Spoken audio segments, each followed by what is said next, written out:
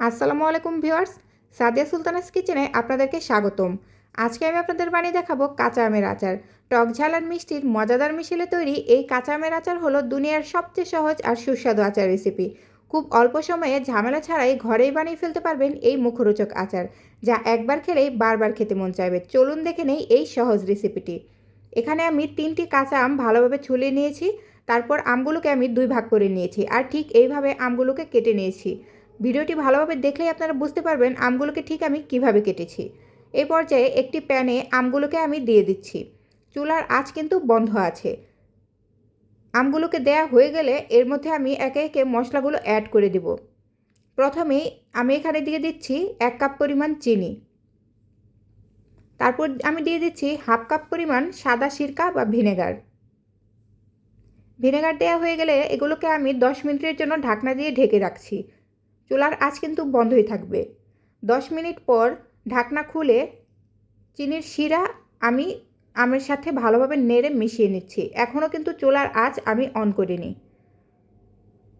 তারপর এখানে আমি একে একে গুঁড়া মশলা অ্যাড করে দিব। এখানে আমি দিয়ে দিচ্ছি অল্প পরিমাণে লবণ। রঙের জন্য দিয়ে দিচ্ছি অল্প পরিমাণ হলুদের গুঁড়া আর 1/2 চা চামচ পরিমাণ মরিচের গুঁড়া। মশলাগুলোকে ভালোভাবে নেড়ে মিশিয়ে ঠিক এই পর্যায়ে আমি চুলার আঁচ অন করে দিব। তারপর আমি ঢাকনা দিয়ে ঢেকে দিব 5 মিনিটের জন্য। চুলার আঁচ কিন্তু থাকবে মিডিয়াম টু লোর মাঝামাঝি। 5 মিনিট পর আমগুলোকে আমি আলতো হাতে উল্টিয়ে দিচ্ছি। এখানে কিন্তু আর ঢাকির কোনো প্রয়োজন নেই। ঢাকনা খুলেই পুরো রান্নাটি হবে। মাঝে মাঝে আমি আমগুলোকে আলতো হাতে নেড়ে দিব। এখানে কিন্তু আর কোনো কিছুই দিতে হবে না, শুধুমাত্র আমি 1 চা চামচ পরিমাণ আচারের মশলা ইউজ করব। আপনারা চাইলে আচারের মশলার রেসিপিটি আমি শেয়ার করতে পারি আপনাদের সাথে, কমেন্ট বক্সে অবশ্যই জানাবেন। আমি এখন দিয়ে দিচ্ছি 1 চা চামচ পরিমাণ আচারের মশলা। এবারে চুলার আঁচ আরেকটু কমিয়ে আমি 5 মিনিট ভালোভাবে জাল করে নিব।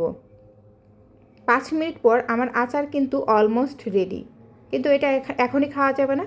আমি 1 ঘন্টা সময় দেব এটাকে ঠান্ডা হওয়ার। তাতে করে আমের মধ্যে চিনির মিষ্টি একদম ঢুকে যাবে আর খেতে অসম্ভব মজা হবে। তো 1 ঘন্টা পর ফিরে আসছি। দেখুন আমার আমের আচার কত সুন্দর হয়েছে। আপনারা দেখেই বুঝতে পারছেন এটা কতটা লোভনীয় হয়েছে। কাঁচা আমের সিজন শেষ হওয়ার আগে অন্তত একবার হলেও এই রেসিপিটি বাসায় ট্রাই করবেন। আমি বলছি এই রেসিপির প্রেমে পড়ে যাবেন আপনারা। আর কমেন্ট বক্সে জানাবেন কেমন লাগলো রেসিপিটি। অবশ্যই আমার চ্যানেলটি সাবস্ক্রাইব করবেন। ভালো থাকবেন। আল্লাহ হাফেজ।